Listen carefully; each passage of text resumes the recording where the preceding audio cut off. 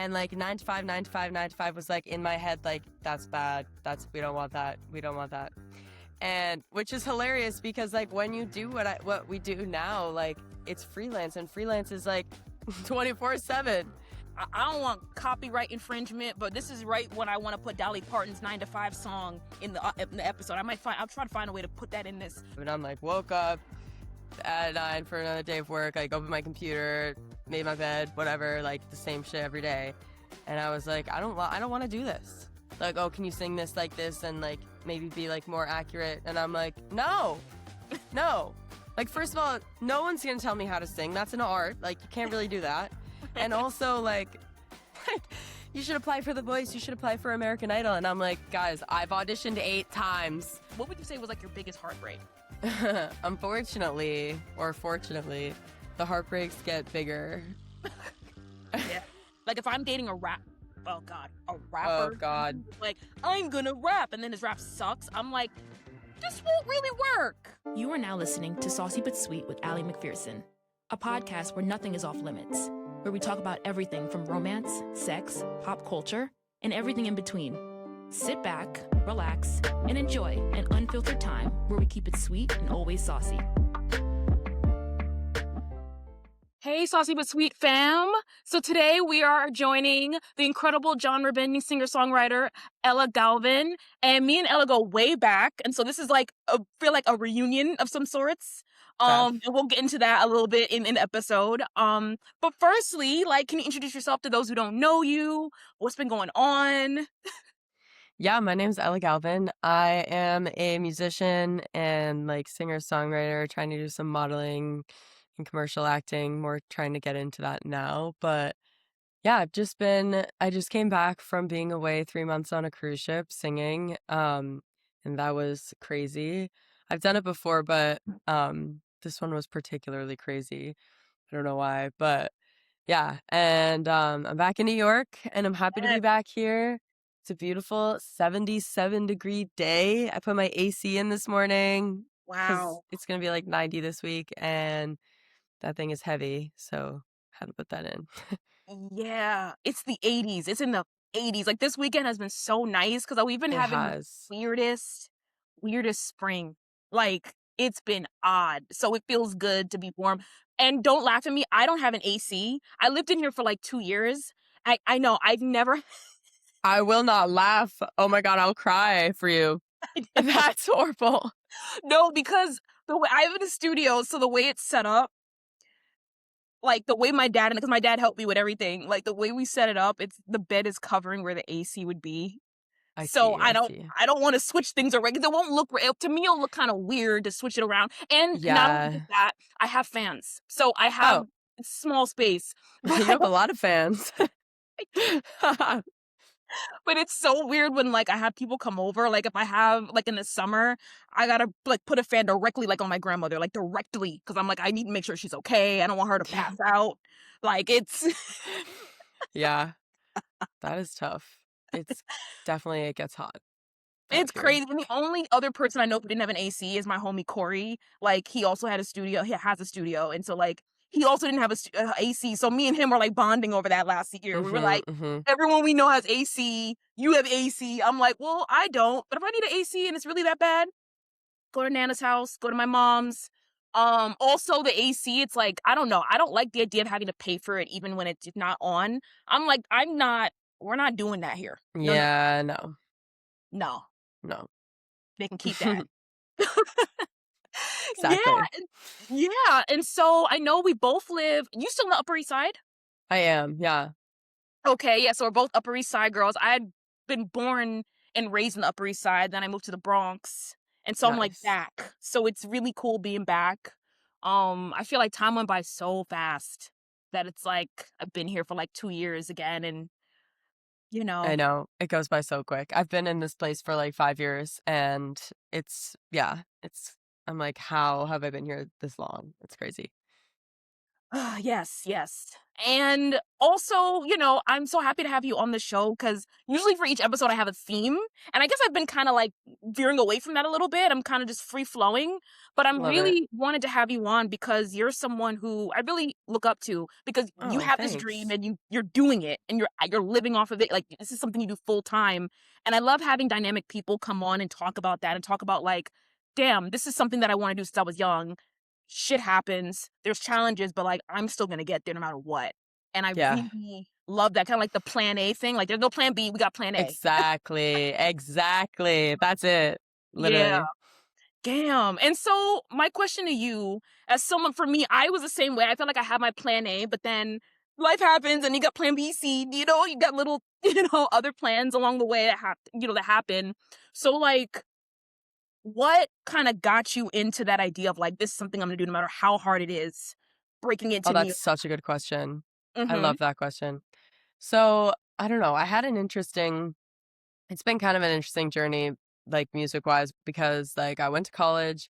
I was in a band in college, like, at home based in Boston, and that was amazing, like, such fantastic musicians, and I ended up actually leaving the band in the beginning of 2021 because, like, COVID was happening and I was away and I was going back to college, and I think, like, I was really struggling with writing at the time, and we were, like, in the midst of writing this EP, and I don't know, it just, like, I've kind of felt like I was, like, almost, like, useless or, like, underappreciated or, like, I wasn't, like, I don't know, I just didn't feel like that was, like, the place for me, anymore, so I left, and I was really, really sad, like, I hated having to leave, but I think I mean, it definitely was the best choice for me, um, and yeah, I was in college. I went to Loyola Chicago for a year and a half, and then I transferred to Fordham in the Bronx. So, and the reason I transferred was because there was a lot going on at home. Like, I just wanted to be on the East Coast again, and I wanted to like build my connections or continue to build them on the East Coast because that's like where everyone I know is, and like I love New York. I've always loved New York. It's been this like amazing, inspiring place to me. Um, and yeah, Chicago is great. It's a great city, but it just like I think also part of it was, like, I wasn't 21 yet, so I couldn't really go to a lot of the jazz bars, clubs, whatever yet, so that didn't really help my case, but, yeah, I felt like there was, like, just way more opportunities in New York, and so then I came to New York and, yeah, I was studying advertising, and when I graduated, I got, a job working at this, like, massive marketing company. I always wanted to work in the World Trade Center. I wanted to be, like, this girl boss in the World Trade Center. I really wanted to work for Vogue, like, that was a big dream of mine. But I was working, like, the building across from them and, doing marketing for Mars Confections, so it's, like, all these, like, M&M's, Starburst, Skittles, whatever, like yeah, and that was great, it was great, like, I loved working in advertising, but then, like, as I approached, like, the one-year mark, I was kinda like, "Okay, I'm gonna be here," like, because I had gotten promoted, like, 8 months in, started making a better salary, and I was like, this is cool. Like, I'm like doing it. I'm living in New York. This is great. Cause I was in Manhattan then after I graduated, I moved here. And yeah, the more like time went on, I switched managers. My manager left and I got a new one. And this new one, like, I don't know what was going on. She didn't like me. I didn't like my job. Like there wasn't really like value being created anymore. And I was like, it's not like, I'm not creating value by being here because my heart's not in this job. I'm not like, I love this. This is what I want to do. Like, I was doing shows on my own and like sort of releasing music, trying to build like my career for music. And I was like, well, I'll do that on the side and like keep doing advertising because that's like good income and blah blah blah. But then I was like, 9 to 5, Monday to Friday is so much time. It's so much time. And, like, 9 to 5, 9 to 5, 9 to 5 was, like, in my head, like, "That's bad. That's we don't want that. We don't want that." And which is hilarious because, like, when you do what we do now, like, it's freelance, and freelance is, like, 24/7. So it's, like, not even like it's yeah, it's not even like it's less work. It's just, like here's the thing, like, you're gonna have struggles in any job that you work. You're gonna have to deal with people. You're gonna have to deal with, like, your own issues on top of work and everything. Why would you want to work a job and have the same issues doing something you hate versus doing something you love. Like, I'd rather be struggling doing something I love than something that I don't love. So, yeah, I ended up leaving because I had applied to work on a cruise ship, and I was like, oh, okay, great. Like May 2023, I got the job on the cruise ship, and I was like, I'm gonna go. They're gonna give me a contract in like the next few months. I'm gonna quit my job. Blah blah blah. They didn't give me a contract for like a year and a half. So I was sitting there like, okay, when am I going to be able to quit my job? And then I was like, I'm sitting here like in fear of finances to not really believing in myself to be able to make it work without working a 9 to 5. And that fear was like I needed to get rid of that. So I was like, I can work at a restaurant. I can do whatever. And I had saved a bunch of money. So I just quit in like October of 2023. And it was amazing. I was so happy to quit. Like, could not be happier. And then I worked at a restaurant, and that was amazing. It was really fun, but there's definitely an expiration date on that too. And then I was working there for like pretty much a year almost, and then got the cruise ship gig eventually in like August of 2024. So then I went out, and I've been sort of like doing that while doing music and like released an EP and everything. So yeah, sorry, that was like a really long way of saying it, but yeah, it became my therapist told me, who I love. She's so awesome. She she said like, you're studying like advertising, you're trying to get a job in advertising like because you're not believing in yourself. Like, this is your plan B, but like you just need to, like, you don't want to have a plan B. Your plan A is your plan, like that's it. And I was like, that's really true. And it was out of everything we like don't feel capable, it's like out of fear. Always. It's always out of fear. So it's like really inspiring to see all of these creatives in New York like really doing it. And I think that like a lot of my friends have inspired me so much. And yeah, I was able to be like, okay, well, this is what I'm gonna do. And then I came back from another contract in July of 2025, and I was like applying to 9 to 5s again. And I was like, oh, this one's really good. It's like 90K salary. Like, I'm totally qualified for this. Like, awesome. Got like 3 interviews, and then they rejected me. And I was like, what? Like, this was going to be great. Like, what do you mean? And obviously, I'm so happy that I got rejected from these. It was like 3 9 to 5s, 3 different ones that I applied to.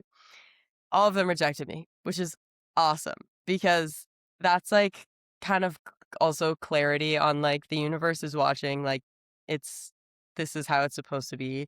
And then I ended up getting a job like working events, and I was like working on the Victoria's Secret show, which was so cool, like working on these different like big events with big brands, and also learning more about what I wanted to do.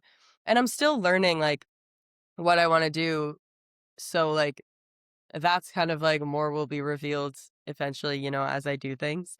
But yeah, this is like, I'm not going back to 9 to 5 advertising. Like, I'm doing this by myself. I love the kicking the 9 to 5 to the curb. I love that. I don't want copyright infringement, but this is right when I want to put Dolly Parton's 9 to 5 song in the episode. I'll try to find a way to put that in this because exactly right.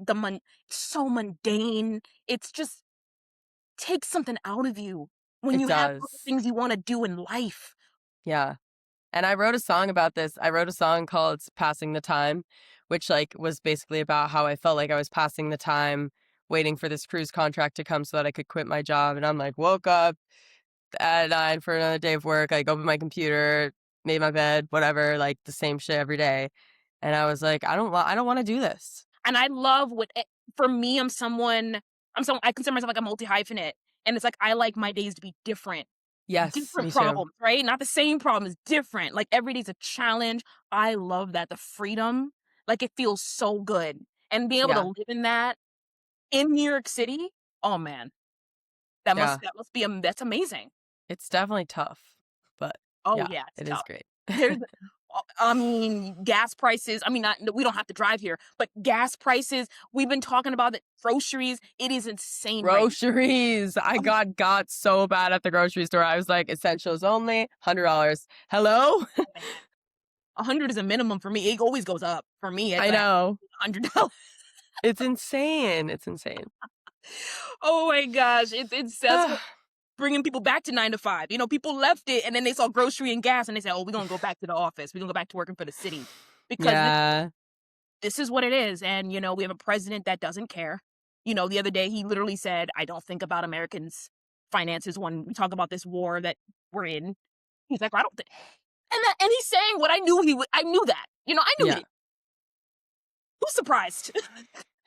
Yeah, no, honestly, nobody's surprised anymore. Like, this is crazy. It's insane, yeah. And so going back to the music, I'm curious to know what was playing in your house. What did you hear your mom or dad playing? Because I feel Mm. like that plays. I'm not a musician, but that plays the biggest role in what I listen to right now. It really did, honestly, and I didn't even really think about it until like the last few years because I was like, what was I listening to?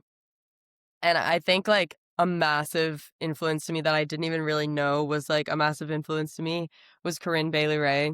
Like her Remember her? soulful that like album, I forgot what it's maybe called Butterfly or something, or the song, I don't know, but her that album, like with Put Your Records On and Like a Star, like all of these amazing songs, like my parents would play that CD a lot. And she has such a soulful, amazing, Yes. like you can hear the passion and soul and like you could hear everything that's going on in her life, like through her voice. And that was so inspiring to me. And like the way that she wrote, the way that the instruments played, like the beat, the rhythms of the songs, like I just loved it, that like soul feeling. And I started listening to Lawrence when I was like sort of in college, just like soul pop sister brother duo band, and I loved them. Like so many horns, so much instrumentation, like it was just like so amazing. And like Stevie Wonder's a big influence. Amy Winehouse was a Yes. massive Oh my. influence. Back to She Black is the she's best album I've ever listened to in my life yeah, to this day. she is amazing. And Frank, like her first album, because I think in it, like something that another reason why I left this band was like I was kind of being told like how like, oh, can you sing this like this and like maybe be like more accurate? And I'm like, no, no. Like, first of all, no one's gonna tell me how to sing. That's an art. Like, you can't really do that. And also, like, Amy Winehouse sings, Aretha Franklin sings, and there's like cracks. And that sort of was like due to Aretha Franklin's time, like that they didn't have exactly like the recording tools, whatever. But like Amy Winehouse records stuff and she sings the wrong note for 1 second and comes back, and that's like, And it's beautiful. that's jazz. That's Yeah. beautiful. And that's Oh, like heart and soul. Like, I don't want it to be so robotically like aligned with the pitch. Like, there's enough pitch correction and like pop stuff and whatever. Like, there's enough of that. So let's like bring it back to real singing and like real, because people love live music and they love live music because you can hear those things. mhm. Recorded music is different. Like, yeah.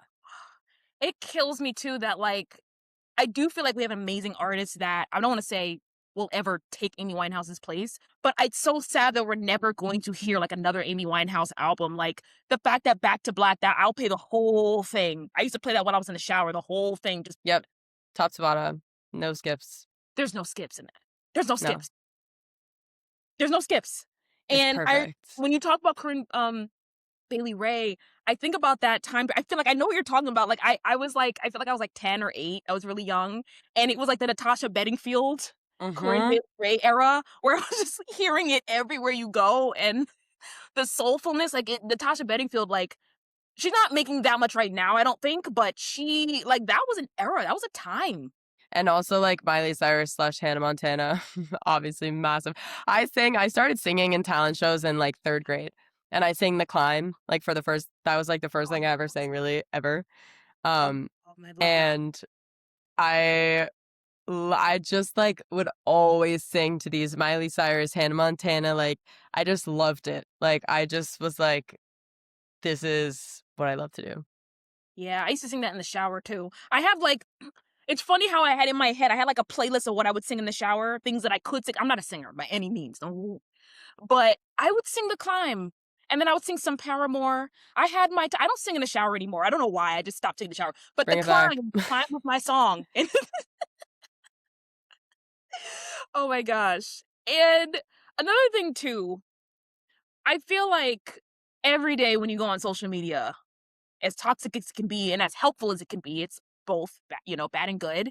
There's always someone going viral for something, good or bad, right? That can like promote an artist or make them bigger or whatever. How Hmm. do you kind of tune out that social media like algorithm hustling, um, of trying to do this to fit in when it comes to promoting your stuff and also being authentic to yourself?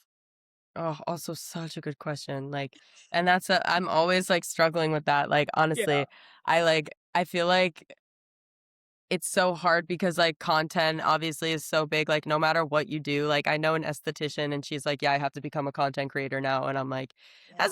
that's not your bag. Like, why do you Uh-huh. have to do that? But it's like for promotional stuff, you have to, like, no matter what you do, it's so tough. And like, I don't want to be like, hey guys, come, like, it's just, Yeah. that's not that's Mhm. not my bag either, but Mm. I think, like, you kind of have to, like, I don't know, I've been trying to experiment with, like, trying different things. I, like, did Day in the Life of Cruise Ship, like, singer for, Mhm. like, 100 days. None of them did well.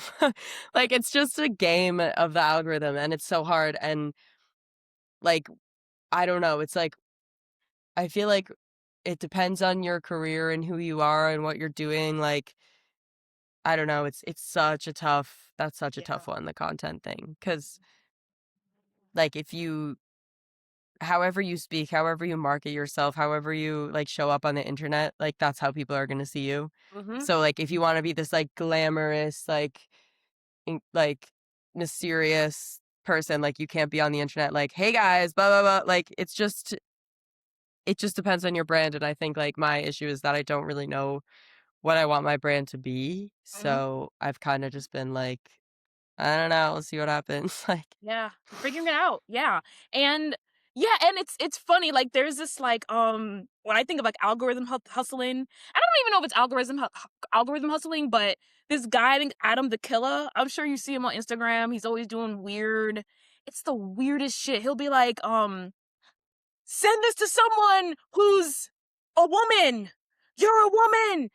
Like he'll like go on, and that's kind of his like social media presence. And he also raps, which I didn't know he was a rapper, but that's kind of what gets you glued to him.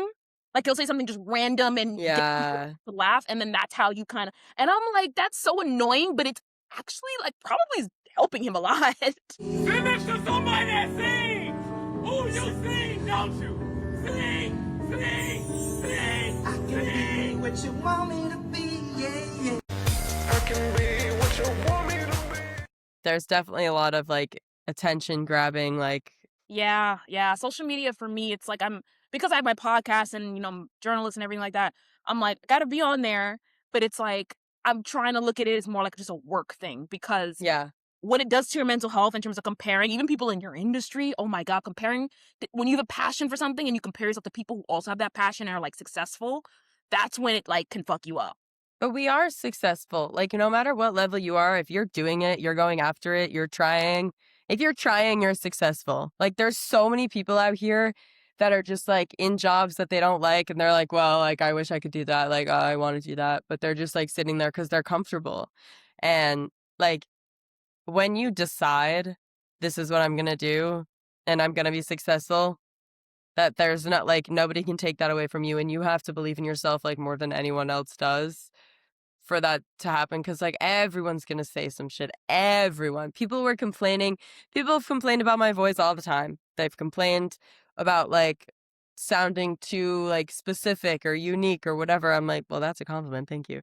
But like, I don't know, it's so hard, and it's hard to not compare yourself, but also like if you believed in yourself like 110%, like you would be like, okay, I'm on my own journey, like whatever this person is doing, like if you're like, oh, this person had this person on their podcast, I really want to get there. Like, it's like, how do you get from point A to point B?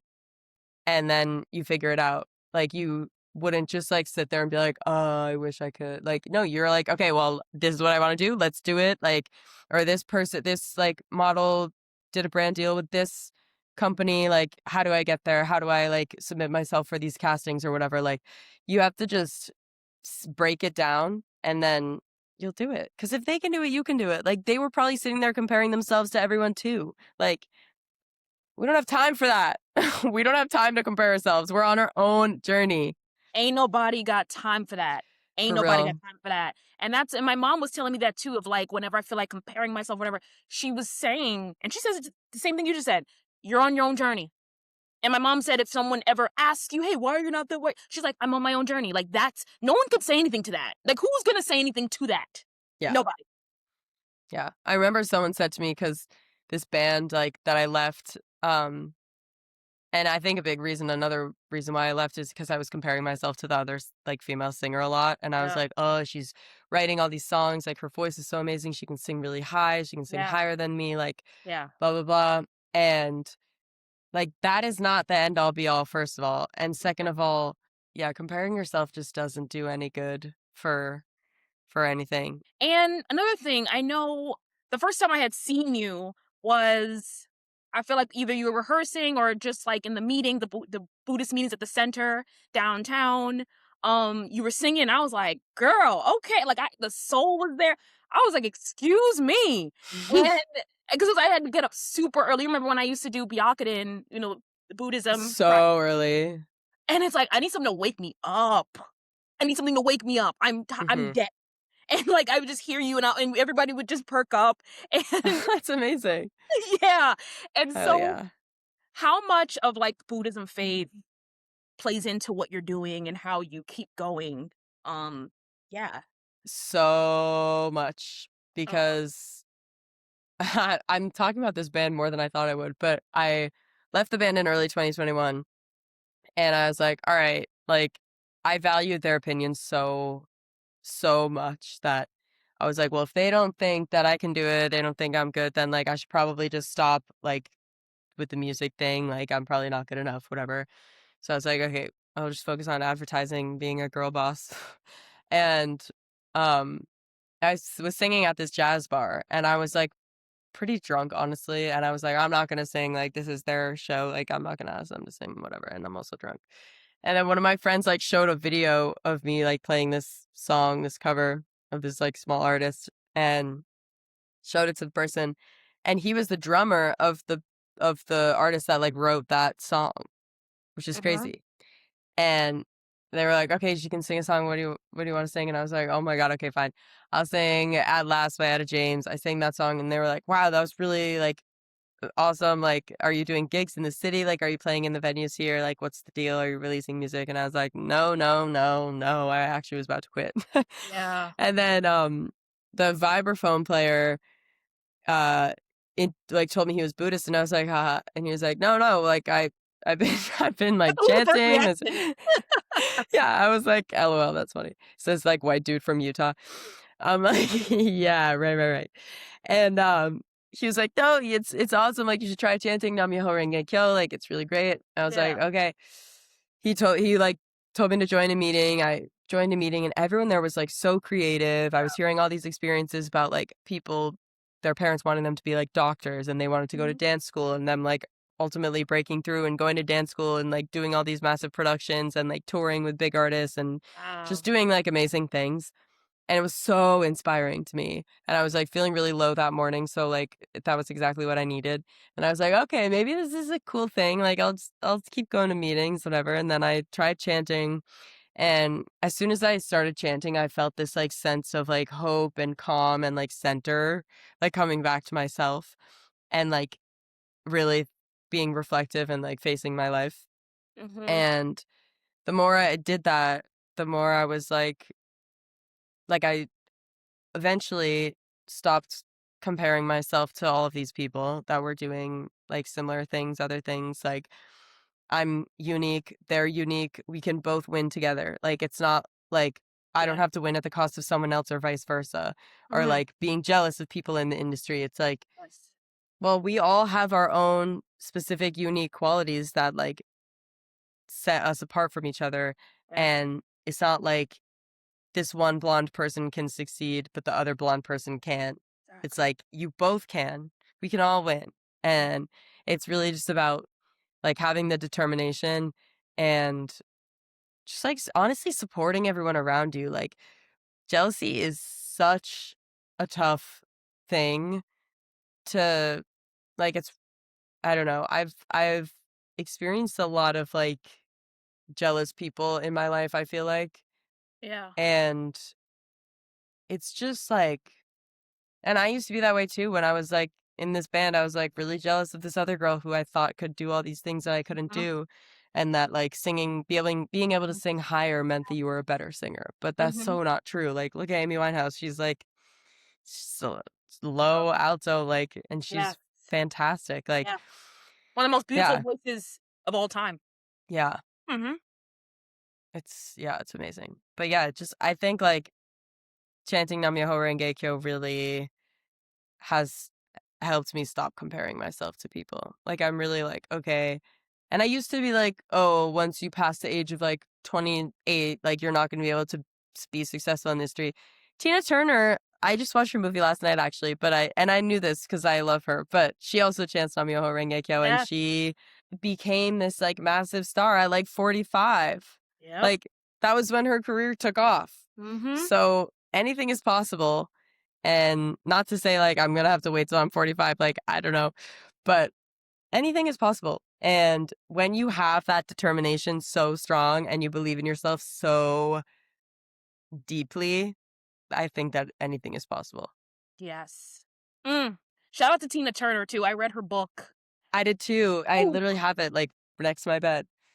that story. I mean, oh my gosh, when you see the challenges, really inspires me too. Because sometimes, day to day, we go through our own shit. And for me, I have my own stuff where I'm like, that sucks, that sucks. And it's like, no, this person quite literally had one of the toughest lives and transformed everything. And like you said, Yeah. 45, doesn't matter if it was 55. You know what I mean? Like, you're on your own timeline. Like, I'm not going to be, I'm me. I can't be that, Yeah. be that person. And I think that's so fire that, like, that's what faith does. You know what I mean? It It lets us does. know we are on our own time.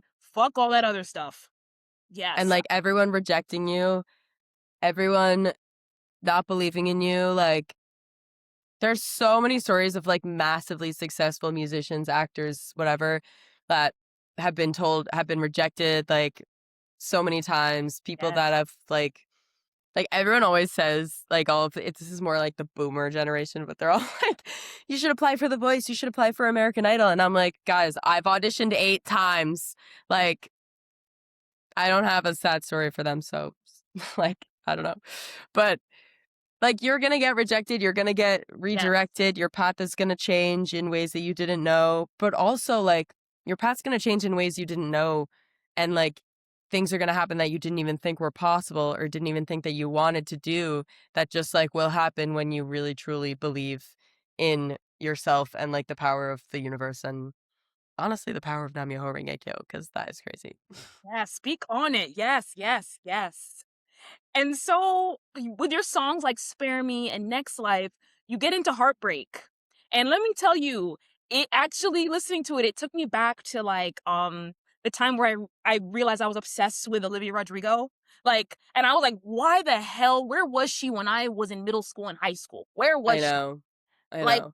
where it feels like someone's speaking directly to you, that teenage angst, that like sadness, that heartbreak. Do you feel like it's easier to write about heartbreak than like the lovey-dovey cutesy stuff? I think it's easier to write music when you have really strong emotions. Mm. And that doesn't have to be a negative, Mhm. but I think like it's just a way that a lot of like singer-songwriters I feel like handle it, is like this thing is like so strong and so deeply sad and beautiful at the same time. Like love is such a complex Yes. emotion, and like love and heart, like it can't be explained. It can't be explained by anyone ever, and every situation is different. Like that's why there's so many songs about it, because it's just like what is going on.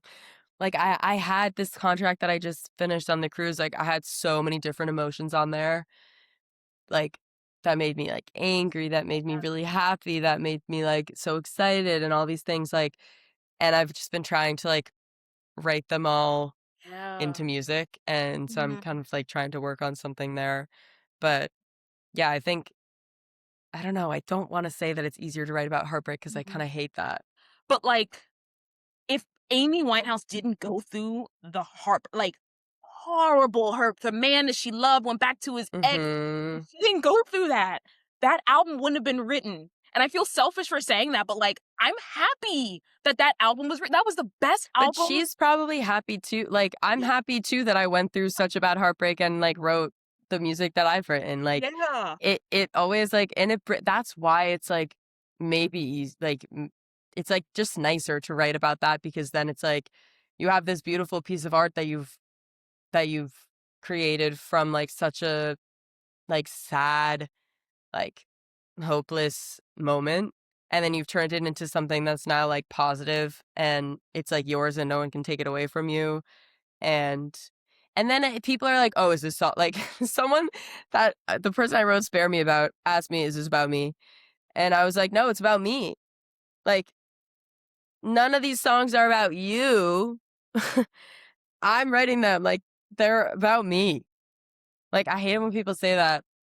I mean, like, I guess it's true, but like, it's really about me and my experience, because like you're not going to think the thoughts, and also like some things like people exaggerate sometimes. I don't know. It's like, it depends, but yeah.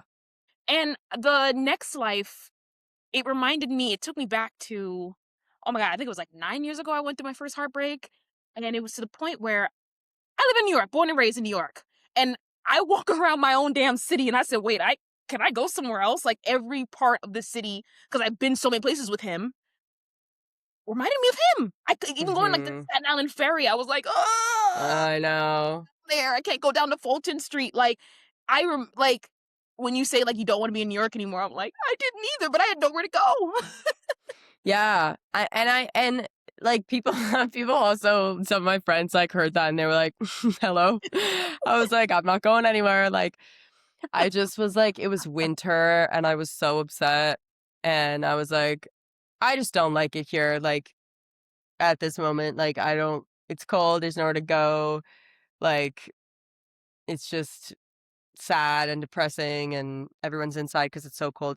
It's just like the phases of life. But, you know, we like, there's so much history in New York. Like, Yeah. of course there's going to be all of these things that we remember, places we used to go, like, but it's so big that it's like you can easily find more and like create newer experiences that are like enjoyable or more enjoyable. I don't know.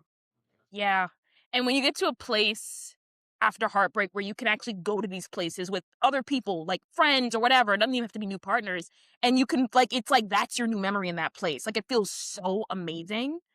And shit, I want someone to write a song about that, about how like you take something that used to be hurtful and now it's like your favorite bowling alley again, or like, it feels so good to get there. It takes a while for me. It took years. It took a while. I'll work on that. Like, yeah, that's your Yeah. your next hit. Yeah. Yeah. And so, I don't know how personally you want to get, but like, what would you say was like your biggest heartbreak? Because I told you my biggest heartbreak was my first boyfriend, jazz musician, by the way. Oh. Oh God. Musician. I had never been, to this day, never been in that much pain. He was a great guy, still a great guy. Oh my God. Ooh! Oh, that was hard. Do you still feel it? No. So that's the thing. Hope. It feels so powerful when you can be like, you see him and it's just a person. And like, that's someone I love. That's someone I would have, if I was a musician, I would have done an Amy Winehouse type of shit. I would have done a whole 12 song track list. But now it's like, maybe it's because I'm in love again. Like, maybe it's because I fall, you know what I mean? I don't know what it is, but it's like, oh, that was a part of my life. Okay, cool. Unfortunately, or fortunately, the heartbreaks get bigger. Yeah. Like, that's how I feel. Because I wrote Spare Me and I was like, oh, that was like the worst I felt. And then I wrote Next Life and I was like, oh, that's the worst I've felt. And I wrote a song more recently called Match in the Rain that I'm going to release soon. And that was like the biggest one. And I'm like, is it going to get bigger than that? Like, help. Is it gonna get I bigger? can't. Does it get better? Does it get better? Like, Yeah. honestly, I'm like, oh my God, guys. But like, it's amazing to, and I think like with that one, like the more recent one, I really like was Yeah. like, okay, it's easy to move on from this. Like, they treated me like shit. It was really toxic, whatever. Like, Yeah. um, but then like you remember all of the good stuff, and like they didn't mean to, or maybe they did, but like they didn't mean to act in this toxic way or like do these certain things. Like Mhm. it's just like how we are as humans, and it's like obviously they love you, they don't want to hurt you, but then they end up doing that, and it's like fuck. Like shit, okay. And then you move on, like, and I think I was like sort of trying to rush the process of moving on, but like I also don't want to do that. And I think like a lot of people are like, oh well, like block him on Instagram, block his number, like don't let it, like blah blah blah, get rid of his things. And I'm like, okay, yes, I need to like put his things in a box, and like, okay. So that's been done. But like I just, I don't know. Blocking is like not something that I resonate with, because, and everyone's different. Like I totally get that. And maybe I'm like learning that it is going to be the thing that is good for me. Like, I don't know, but it's not like we stopped talking. No one's reached out. Like it's not going to happen.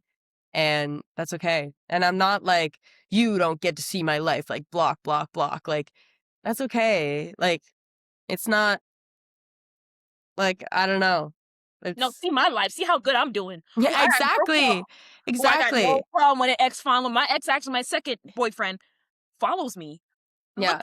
Look at my Insta. Look at me and my new man. I don't care, and I'm Yep. not even trying to brag because I'm over that too. I was like, Yeah. look at me. I don't care.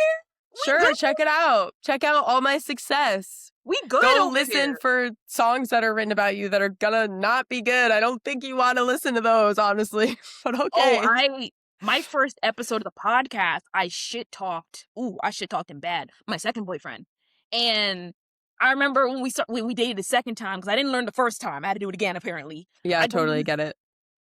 I don't do that no more. I used to do that all the time. But the second boyfriend, like when we dated again, he was like, "Are you gonna talk shit about me on your podcast again?" He asked me, and I was like, "Oh, you would listen to that?" Ooh, I did. He listened, and like even my mom had listened to the episode. The first episode. Make sure listeners you listen to "Love Is a Gamble," episode 1, Saucy with Ella McPherson. Even my mom was like, "Damn, you obliterated him." I'm like, "Yeah, I was mad." And this is like, I called myself at the time the Taylor Swift of podcasters. I'm really not, Yeah. but hey. And now we follow each other on Instagram.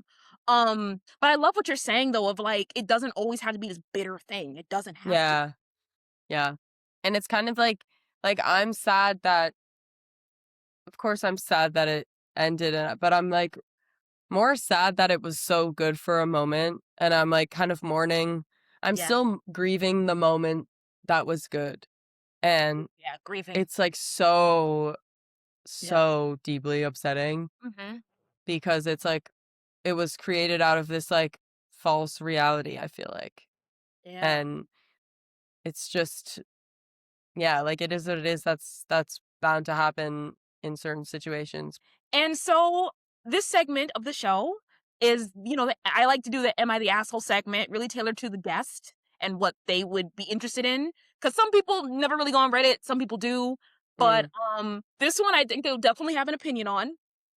And this is something actually when I saw this, I thought about again, my first boyfriend, who's a jazz musician, and how I actually I'll talk about that in a minute. But okay. We'll get into that. So this is, am I the asshole for continuing to date someone even though I don't like the music they make? So to start, we both in our late 20s have only been seeing each other for a month now, but I really like him and we have great chemistry. It's the most I've liked someone for the longest time, and I feel like they feel the same way. It feels like we've known each other for longer than we have, and I could see myself falling in love with this person. I make art and he makes music, and for some reason, we waited until a few weeks into dating till we showed each other our art music. I think we were both nervous about it. He saw my art the other day and was so lovely about it, taking time to look through it all, and I think he genuinely likes what I make. I then heard his music a few days later. I've listened to quite a few different songs of his. and I'm just not a fan as much as I want to be. I feel horrible having this reaction, as music is his life and passion, and he performs at open mics regularly and really wants to get his music out there. As this is still very early on for us, I feel that he deserves to be with someone who really likes the music he makes. Does it make sense? Does it make me an asshole for carrying on seeing him when I'm not a fan of it? I think that, like, if you hate jazz music and you're listening to his music and you're like, I just don't like it, like, I'm not gonna put that in my playlist because it's jazz, like, that's fine.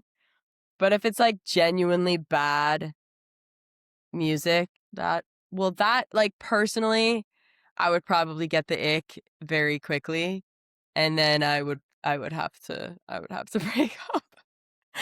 I don't know. I don't know if a relationship like that can work. I'm thinking of like my first relationship where I dated a jazz musician. Again, he knew I wasn't into jazz. I told him I don't listen to jazz, but his music was fine. I didn't dislike it. It just Yeah, wasn't something that I had blasting walking down the street because it was like instrumental. He didn't sing on it or anything. And so he played in a band. It was fine. So it wasn't something that I think he would ever be offended by. But saying you just don't like it, and then like, what do you not like? Do you not like the voice? Because if you don't like the voice, how are you going to work in a relationship? I know. I just don't think it's going to work. That's something too personal. It's like, I think so too. yeah, it's like my boyfriend, for example, he knows my podcast. There are certain things he's not okay with me saying on the podcast relating to, more personal things. That's understandable. He's not a fan of that, but he's a fan of this. Yeah. Like, I would hate if a guy was like, I hate your podcast presence. Yeah. I That's couldn't crazy. That's crazy. Oh my Yeah, I God. don't know if that's gonna work for this person.